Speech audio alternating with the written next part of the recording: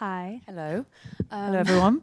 I'm sure everyone is really happy to see you right now. I'm very happy to see Alive them. and well.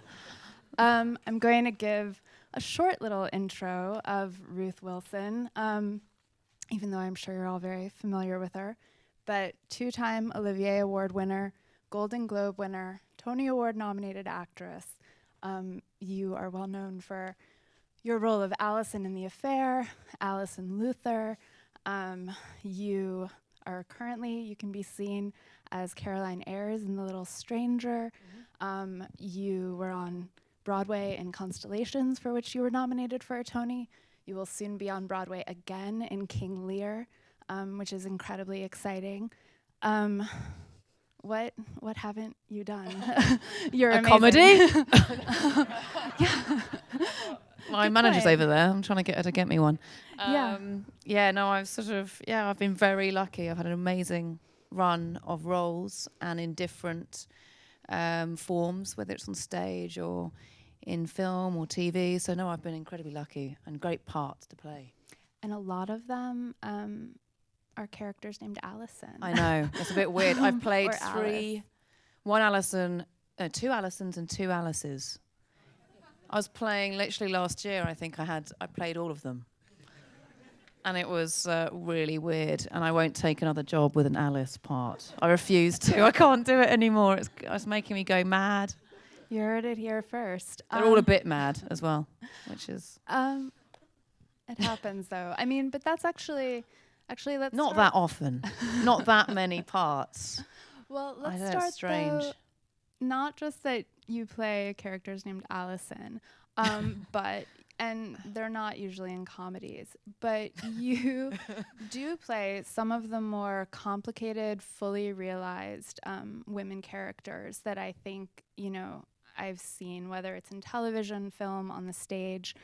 And I think that what's so notable about that is there's so much talk about likability in terms of women when they're fictionalized in real life.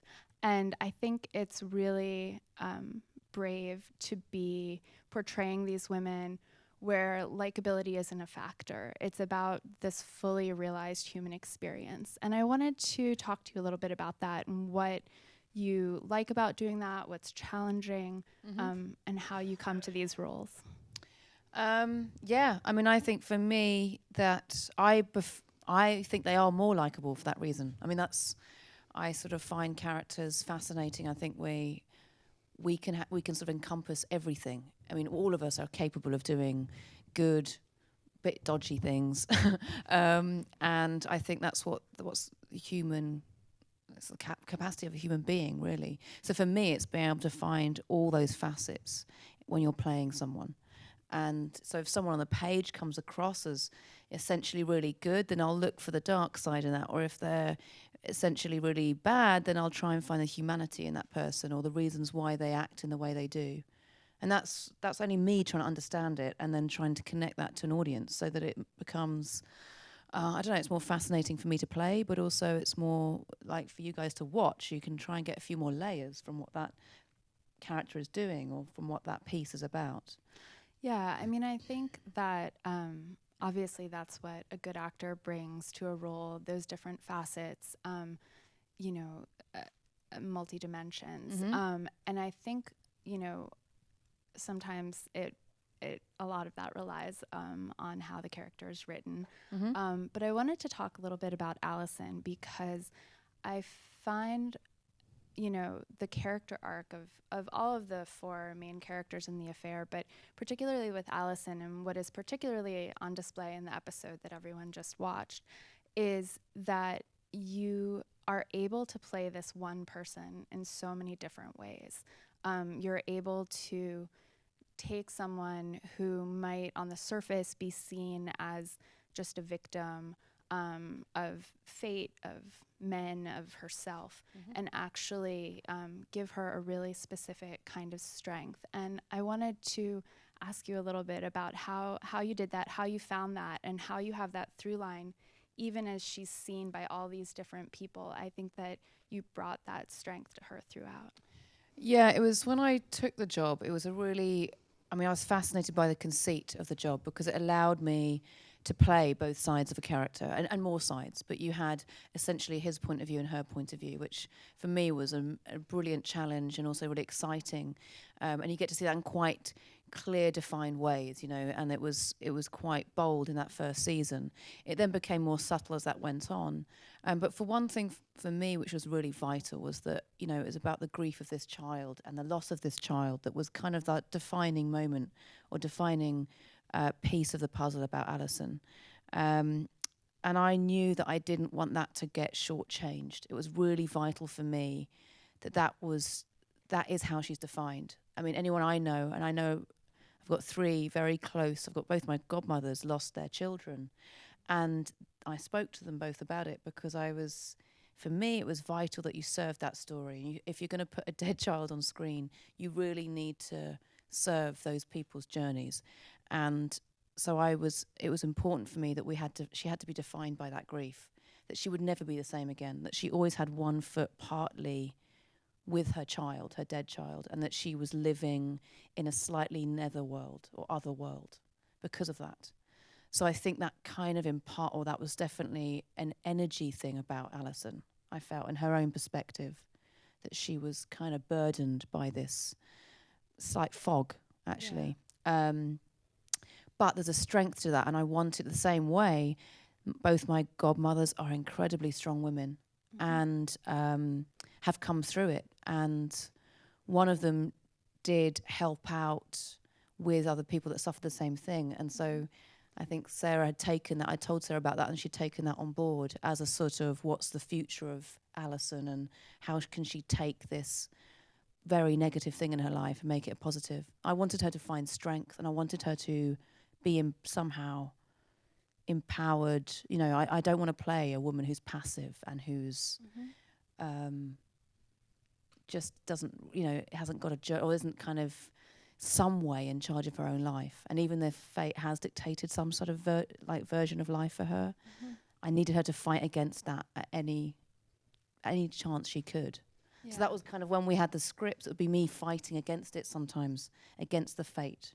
Yeah. I know that as an actor I was doing that because I just wanted her to have her own kind of fight with her own journey of life, really.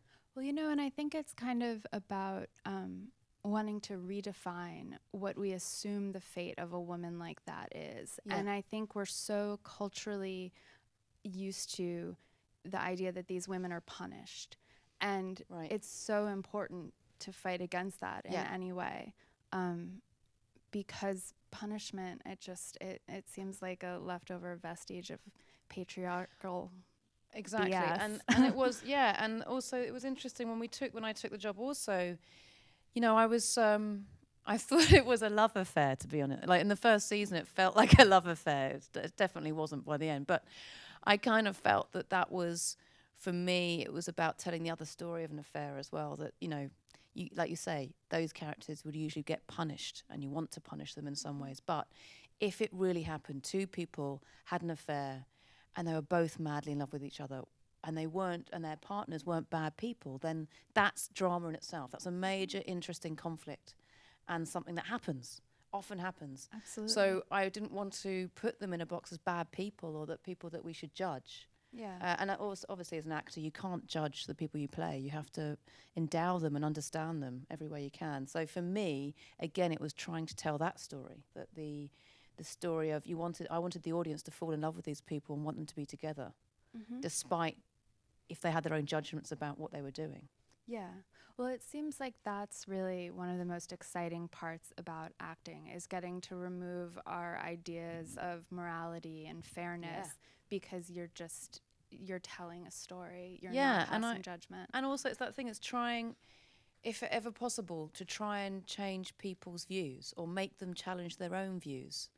That's the most exciting thing. If you have any piece of material and you're slightly putting out a provocative piece, which is just about making people think and feel, and maybe against what they would have initially thought or what they might have thought they might think. You know, it's just amazing, that capacity to do that. And that's what art is, and that's what drama does, I think. Yeah, I think so too. Yeah. I mean, well, the best off anyway. The best, yes, absolutely. Which I wanted to switch over to another project that you can currently be seen in, which I mentioned, the film The Little Stranger, in which you star with Donald Gleason, Charlotte Rampling, Will Poulter, and it's directed by Lenny Abramson, who directed The Room. Yeah. I loved this movie. I have been encouraging everyone I know to see it. You also play a woman in it who is whose story is told via another complicated woman whose story is told via an unreliable male narrator. You know, I don't know if that's a little bit theme redundant. at the moment. Yeah, and it's redundant, right? Like unreliable male, but no. But what was interesting in it, I mean, it's based on a novel by Sarah Waters, who is a reliably wonderful woman author, one of the many things I loved about it is actually it's a really, fascinating look at crumbling, outdated systems of being. And even though it's a male narrator, it's also sort of offering the female perspective in this time period. It takes place in post-World War II Britain that is so traditionally told only through the views of men. So I wanted to ask you how important it is for you to participate in telling these stories from a woman's perspective, or offering a different glance at these narratives that used to be primarily male. Yeah, I mean, it's vital. And I think what's interesting about this piece is that it's written by a woman. The piece was, Sarah Waters has written a number of novels, Fingersmith, Night Watch.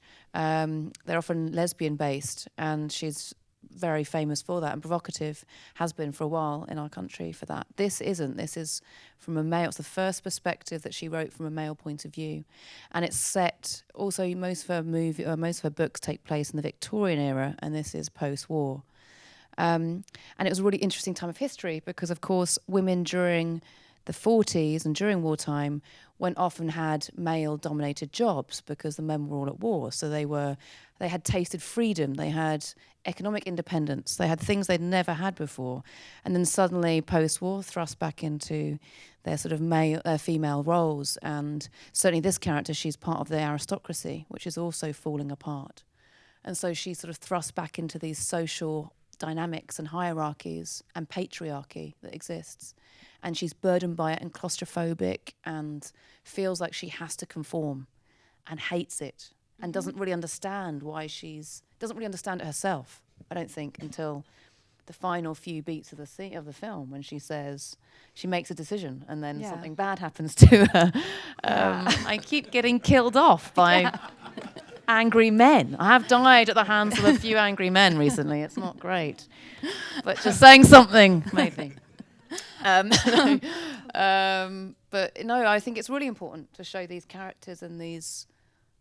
I don't know. I love playing women who, for me, she seems when you first look at her, you think, oh, she's dowdy, she's kind of frumpy, she's not very. I don't know. She's passive, maybe, and then you really can get underneath the skin of this character, and you show the humanity and the strength and the determination to break free of that world. Mm-hmm. So it's, I don't know, it's finding those kind of outsiders that I quite like playing. Yeah. And I mean, I think it shows also that you don't necessarily need the happiest ending in the world in order to get the message across, which is that men are bad. They're not all bad. No, they're not. I grew up They're with not. loads of men. I've got three older brothers and I no. love them, but they can be annoying. They're but, not. They can.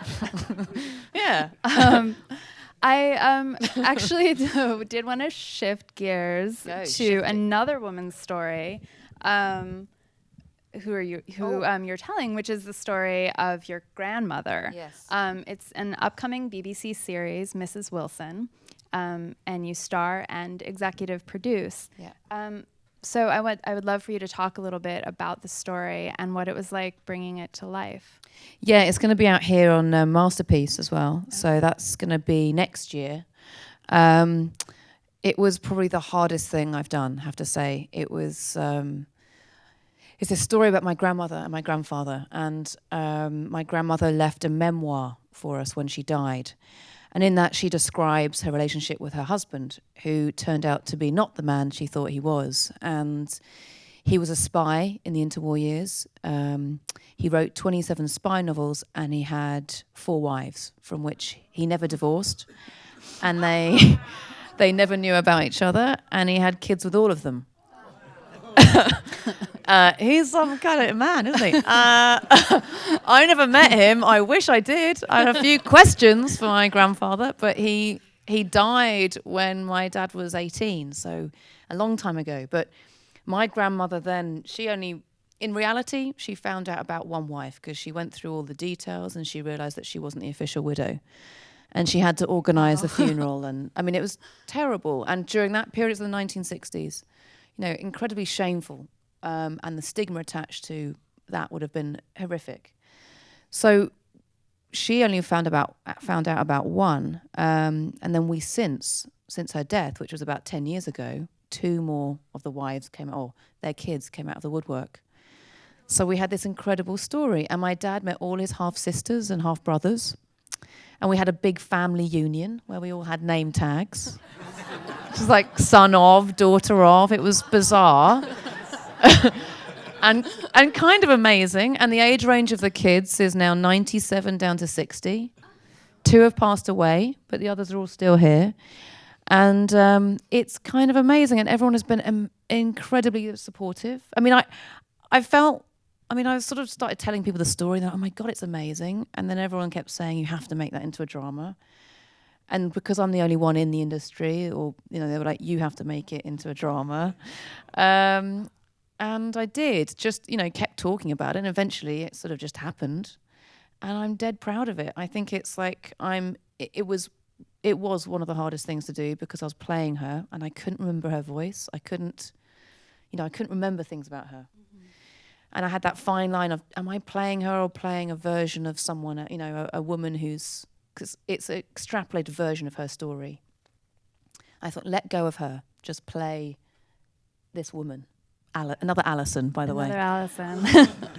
And, but no, I had to give birth to my dad at one point, which was really weird. I mean, that was a bit of a weird moment. But no, it was amazing producing it because I got to see it come, from its inception, and work with the writer, and really develop the story. And my granny had an amazing journey herself, so you'll see all that played out. But I'm really thrilled with it. I've just watched. Literally, I got on the plane today to come here, and I'm here all week. But I was just watching the 3rd episode, which is it's only 3 episodes, in the cab on the way here. So I was like, oh no, it's the final, and I cried. But no, I'm very proud of it. Yeah, no, I can't wait to see it. Another upcoming project that you have, playing another mother, actually, is in the BBC adaptation of Philip Pullman's His Dark Materials. You're like, wait, you're doing so much also. Yes, I was on that yesterday. Yes, I'm trying to think what that was. You're playing Mrs. Coulter. Yeah. Who is... the mother of all evil. The mother of all evil. But that's also, how she's described. Yes, and then also cesspit of moral filth. Yes, true. I love that character so do I. Much. And that's why I love her. She's my absolute favorite.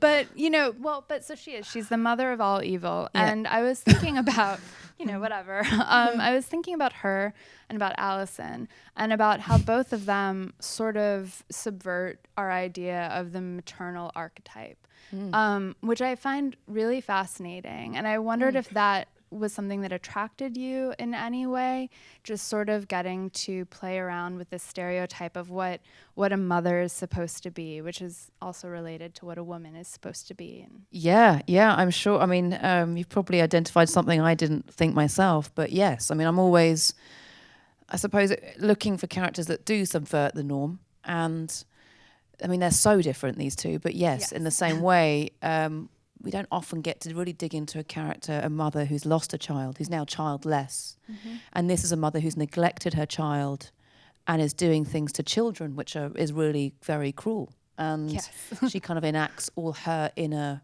demons out, literally, on these children. So, and yet she's obsessed with her own child. So it's a very unusual relationship and unusual character to explore. I don't have kids of my own, so perhaps that's why I'm able to go to those other places. But no, always interested in what the other is, I think. Yeah. What the alternative and what the not norm is. Yes, no, Mrs. Coulter is definitely an alternative to the Yeah, norm. and that's fantasy. I've not done fantasy before. Well, that's what I was going to ask, is how that was. Is there a lot of green screen acting? You know what we have, because we have all these, I don't know if you know the books, but these amazing sort of fantasy novels, which was pre-Potter. And The Golden Compass was the film version of it. And everyone has a demon, which is like your soulmate, and it's in the form of an animal. And when you're a child, it keeps changing form. But when you become an adult, it sticks as one creature, and that sort of defines you. And mine is a golden monkey, and it's not got a name. I talk to it, but I more hit it. And it's sort of impenetrable and can be violent and cruel, can look really furry and beautiful, but actually is quite dark underneath. So I have a guy called Brian who plays the monkey. Well, he sort of puppeteers a monkey. Okay. It won't be that on screen, No. but he's there by my side, tells me, helps me out how to act with him. But it's great because that relationship is really key to who that character is. It's so intimate. Yeah. So it must have been challenging, but probably like really thrilling to get right. Yeah, and she's a bit like the White Queen in Lion, the Witch and the Wardrobe. She comes in and out, but Philip Pullman has given us more license, and it's Jack Thorne who's written it, but given more license to dig further into her. Yeah. So we have scenes with her and her monkey on her own, and it's very odd, but it's great. It's amazing to do something of that scale. Yeah, no, absolutely. I wanted to talk also about King Lear. Mm-hmm. You'll be playing Cordelia and the Fool. Yeah. And it's Glenda Jackson as Lear on Broadway, Sam Gold directing. Yeah. This is going to be incredible. Is this a role or a dual set of roles that you've long wanted to play? No, I mean, I've wanted to do Shakespeare. I've not done Shakespeare yet. I mean, I did it at drama school, but I haven't done it yet. So I was like, I have to do it. My mum's, when are you going to do Shakespeare? And Sam originally offered me Cordelia. I mean, Cordelia on its own is sort of, bookends. She's a vital character, bookends the play. And again, is it sort of good? I mean, you can definitely play another side to her, but it was really lovely having the combination of role, because there are theories. I mean, they don't exist on the stage together, and there are theories that in the past the same actor would have played both roles. But even if that's not the case, there's definitely links. So King Lear says something at the end where he says, "My poor fool is hanged," and he's talking about his daughter Cordelia, but there are links to his fool. Yeah. So there's something really interesting in that dynamic of the two. They're both the truth sayers. They both tell Lear the truth. Everyone else kind of is a yes man around him. And those two characters are the ones that say it as it is. And he listens to one. He doesn't listen to his daughter. But it's... I don't know what that dynamic is yet. Haven't worked it out. Don't know if it's Cordelia playing the fool or if it's two separate people. That's all to be worked out in rehearsal. But it's really exciting and a great cast. So I, can't wait to get my teeth into it. Yeah. You have a facility going in between different mediums. What would you say you bring, from your work in television into film and from film into theater? Is there any correlation? Do you find that it makes that performing in one medium makes your experience in another richer? I always find that when I do theatre, it's much more physical for me, and I love being physical. I'm quite a physical actor, and that stage enables me to express fully, sort of physically and vocally and everything else. And I think sometimes once I've come off stage, often the part that I do straight after that, I take bolder risks, or I take more physical risks, and I don't know. I seem to I get an energy off stage and a confidence to do that somehow. But then what film and TV does for me is about the immediate and intimate moment of every thought process that your character is having, and I know that it gets read by the camera. Yeah. So you have to be so clear about. You have to be so sort of. It's meditative. I find it. It's kind of so internalized. So bringing that to the stage also helps, because you're knowing every beat and every thought that your character is thinking, and that will translate on stage as well. So they do help each other, definitely. Yeah. And I try to mix it up. I need to go on stage every few years. There's a lot more work available in TV and film, what if that's the case, but certainly it pays more. But stage, I just need to do every few years for sort of my body, I think. Yeah. Yeah. Well, I feel like, I mean, I am just thinking of both Alison and Caroline in The Little Stranger, and thinking of how physically different your characterizations of them both were, and thinking about that in theater. And just, it makes me excited to see King Lear. Hopefully that'll happen. Yeah, definitely. I'll get you a ticket. Thank you. So we have several questions from the audience that I wanted to ask. The first one is from Hi, who says, how did you get started in acting? He loves your work. Oh, thank you.